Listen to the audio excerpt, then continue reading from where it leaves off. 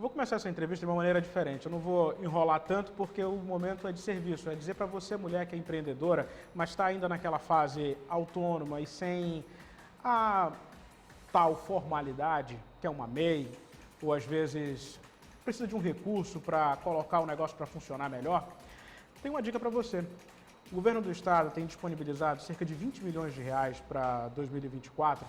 Valor esse que pode ser utilizado para finalidades que você está pensando. Sabe, às vezes você quer melhorar a sua lojinha de roupa, a sua venda de salgado. Tudo isso pode ser muito bem beneficiado, né, secretária? Mas isso precisa de quê? Precisa que elas possam também dizer, eu preciso desse recurso. É isso. Seja bem-vindo ao Real Time 1, Kelly Patrícia, secretária de Assistência Social do Estado. Obrigada pelo convite, muito feliz hoje. E para falar sobre o quê? Sobre a pauta da assistência, que é o meu xodó, a minha pauta e o amor que eu tenho no coração. Então, verdade, para quem é mulher e em busca do crédito rosa, que tem todas as facilidades do financiamento, inclusive se você pagar antecipado, a taxa de juros, que é 6% ao ano, cai para 4,25%. Aonde que a mulher vai conseguir um cuidado desse? Qual um banco que vai ofertar uma taxa de juros tão baixa como essa? Verdade. E assim, dependendo do tipo do projeto, o valor financiado tem até 6 meses para iniciar o pagamento da primeira parcela. Tem uma carência? Tem. São as facilidades que o governo do estado do Amazonas está trazendo justamente para empoderar as mulheres, para ajudar na renda familiar daquelas mulheres empreendedoras, daquelas mulheres que têm sonhos, fazer as mulheres sonhar e ter a economia do mercado local do município para aquecer, para trazer mais oportunidades de trabalho também. Porque quando você abre uma pequena venda, você está gerando um emprego para alguém. E está aquecendo a economia local. Às vezes é aquela mulher que pode, e a gente vai falar disso mais à frente, pode até estar ali dentro do auxílio estadual, mas que está começando a desenvolver algum negócio e precisa, a gente sabe que precisa de um capital, precisa de uma injeção de ânimo ali para poder levar o negócio adiante. E às vezes nem sabe, secretária, que esse serviço pode estar disponível. É um serviço que é uma parceria com a AFIAN, a senhora falou sobre Sim. isso, a Agência de Fomento do Estado, e pode ser feito esse cadastro através da SEAS, ela procura a SEAS. Como é que funciona esse meio de campo? No próprio site da SEAS tem uma aba, Crédito Rosa, e aí ela insere os dados dela lá, tem toda a orientação. Se ela quiser ir pessoalmente, tem um polo em Parintins. Lá no Parque de Parintins a gente conseguiu, foi uma inovação de 2023, um atendimento fixo em Parintins. A gente também conseguiu no Parque do Estúdio 5 aqui. Ou seja, as mulheres daquela região não precisam se deslocar até a Secretaria de Estado, que fica ali no Darcy Vargas. Aí ela pode no Estúdio 5 ser atendida. Tem uma equipe lá treinada para isso. Ou na própria FEAM, onde ela ficar mais à vontade. Ou seja, a oportunidade está lá. Além disso, a SEAS sazonalmente, ela vai aos municípios. Então, nós conseguimos em 2023 o aporte de 10 milhões de reais em 33 municípios do estado do Amazonas. A ideia dos 20 milhões, o grande desafio meta da SEAS é alcançar 62. Nós vamos conseguir, com certeza. É um desafio bem amplo, falando de Amazônia, né? Bem amplo mesmo, mas é muito burocrático para a mulher? Acho que quem está assistindo pode estar se perguntando se tem essa burocracia de, às vezes você precisa comprovar a renda, você não tem essa às vezes como comprovar, você está, como eu falei, às vezes no auxílio estadual da vida. Como é que a mulher consegue de fato dizer que ela tem possibilidade de receber aquele aporte financeiro? Ela vai apresentar a documentação que está sendo solicitada. É uma declaração de renda verbal que ela tem. Se ela tiver como comprovar, por exemplo, se ela quiser o máximo, chegar ao teto de 20 mil reais de aporte, aí ela precisa de uma comprovação. Mas se são os 5 mil reais, ela precisa ter o cadastro dela atualizado e ele vai para aprovação. Tem outras facilidades, porque na época da pandemia, inclusive mulheres negativadas, elas podiam participar. Na verdade, a FEAM ainda tem, o Marcos Vinícius esteve aqui comigo e ele falou sobre isso, né? Que a FEAM tem um limite que você pode estar devendo X valor. Sim. Se não for muito alto, a FEAM mesmo assim consegue te liberar um crédito. Ele é um grande parceiro, é inovador nessa área. A gente pensa e o Marcos Vinícius vem lá, tá bom, eu tenho dinheiro, vamos correr aqui. Mas ele busca as facilidades, ele traz oportunidades para o Estado, traz oportunidades para a população. E, nesse caso específico, nós estamos tratando das mulheres que identificamos na época da pandemia a necessidade de levar para as mulheres a solução para o problema financeiro delas, né? Descobrimos isso também no estudo do auxílio estadual, que mais ou menos 90% é mulher e é chefe de família. Olha aí. Né? Se tornou por ter ficado enlutada ou é natural. O relacionamento, antes, né? o relacionamento não andou, ou é uma mãe carreira solo, como se fala, né? Maternidade unilateral. E aí ela está com todo o aporte da casa. E aí, às vezes perdeu o emprego, não sabe como fazer, perdeu uma oportunidade, ou o próprio negócio precisa crescer e aí precisa de um apoio. E aí o Estado está entrando. Social, né? É o impacto social. Exatamente. Esse impacto social, eu vou falar do crédito, do auxílio estadual. Quando a gente olha para esse número de 90% de mulheres, isso significa que o peso da responsabilidade do Estado de manter esse auxílio reflete muito na vida dessas chefes de família. Com certeza. Qual o feedback que vocês têm delas? Assim? Porque eu acredito que depois da criação isso transformou, né? A gente tem um retorno dessas mulheres que enveredaram para outros caminhos, conseguiram cursos. Eu tenho histórias e histórias que eu vivi no interior. Eu fui na inauguração da Cozinha Popular no Rio Preto da Eva e uma moça sentou contando a história dela, né? Que com o restaurante Prato Cheio e o auxílio, ela estava voltando a estudar. Olha aí. Então, ela tinha como alimentar os filhos dela. E os filhos da vizinha que estavam doentes, então ela fazia faxina, ela lavava roupa. E agora ela podia alimentá-los e com auxílio ela poderia comprar o caderno para estudar. É algo tão básico, né? Para a gente é algo tão básico, né? E às vezes isso é. E assim, a gente algo tão aprende diferente. a ficar grato todo santo dia por tudo que acontece ao nosso redor, porque um caderno, você já pensou? E o pessoal fala assim, mas R$150 é muito pouco. Abre a geladeira e não tem nada. Você compra farinha, você compra o ovo, você compra um óleo, você faz alguma coisa, você tem alguma coisa. Ou então precisa comprar uma fralda para uma criança, porque não tem a fralda, precisa ir para o médico, ou está doente, está necessitando naquele momento, você tem. Se você tem um auxílio. E isso para uma mulher, isso para uma mãe é muito importante, você suprir a família. Eu não estou dizendo que o homem não tem essa característica, tá? Sim. Porque é nato que a gente vem de uma história em que o homem é o chefe de família. E a história se reformulou e hoje as mulheres têm também esse papel. Sim. E quando estão os dois em casa, os dois se ajudam. Claro. Né? E os R$150 vêm também para dar esse aporte. Por falar em alimentação, hoje quantos restaurantes populares existem no estado? 44. Isso, capital e interior. Exatamente. Qual o impacto disso? Vocês já conseguiram aferir? O impacto disso para a população? Quantas pessoas atinge? A gente atinge mais ou menos, são 30 mil refeições mês.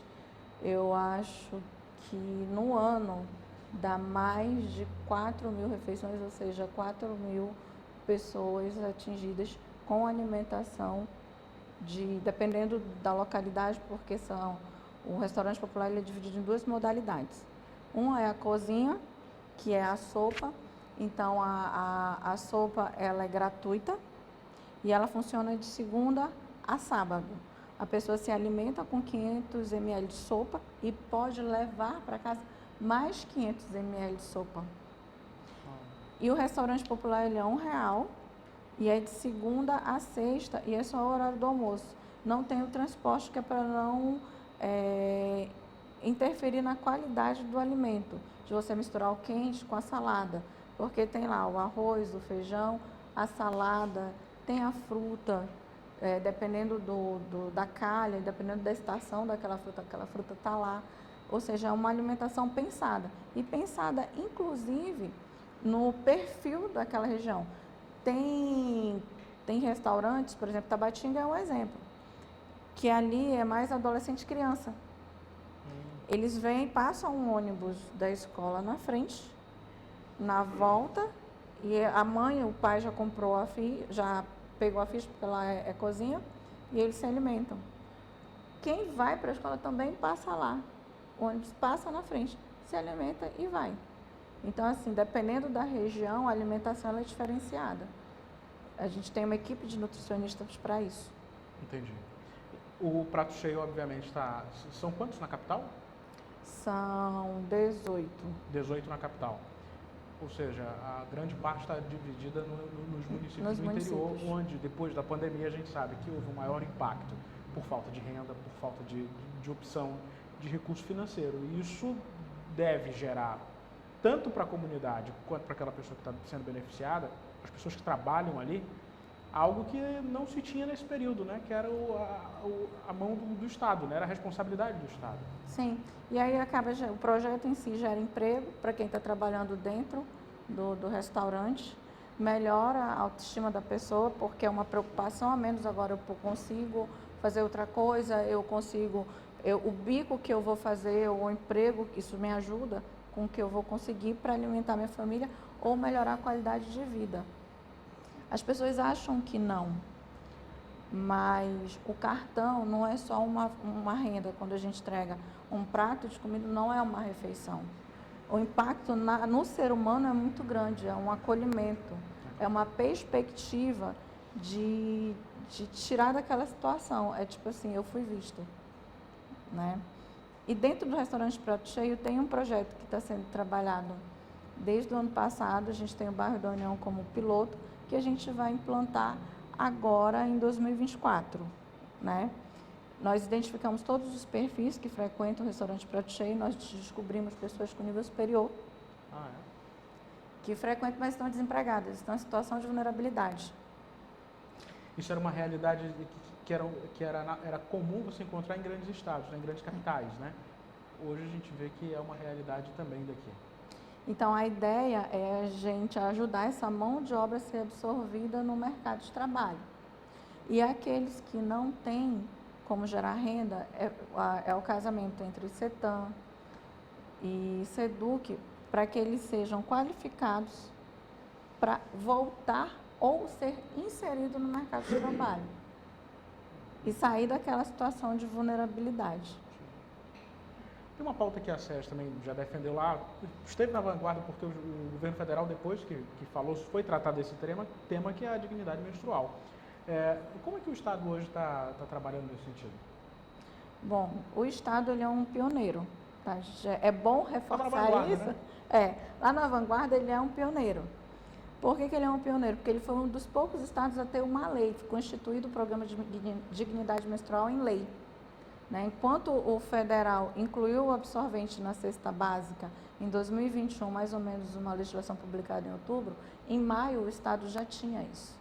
E naquela época a gente teve a doação da P&G e o apoio da Latam com a carona solidária para trazer os absorventes para a gente distribuir em parceria com a SEDUC nos municípios, nas escolas municipais.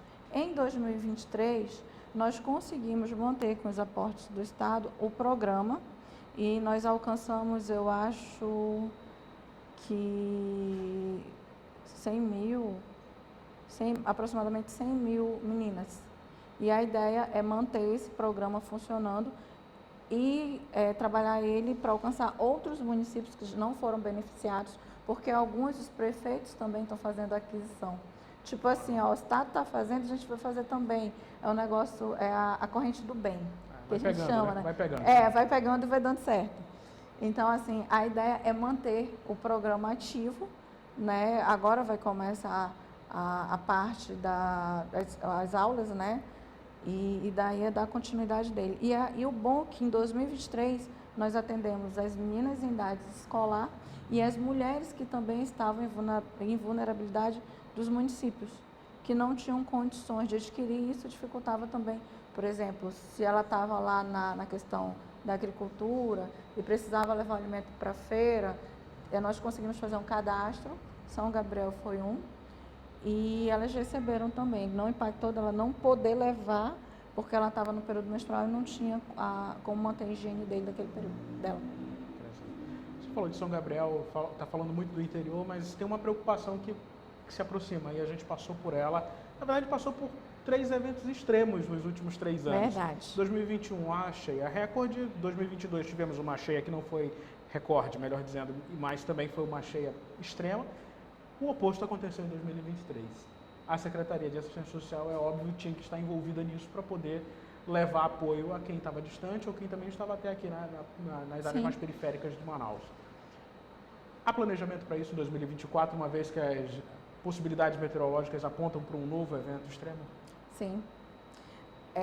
Já havia um planejamento para estiagem, já havia uma previsão, né, um alerta da Defesa Civil, tanto nacional como estadual, só que a gente não tem ali a receita perfeita, porque você está tratando de natureza.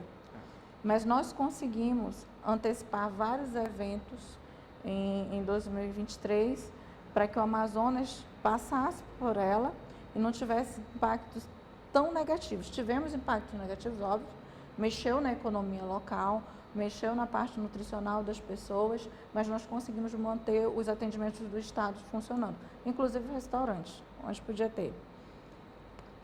O que nós trazemos para 2024? O que nós aprendemos também em 2023.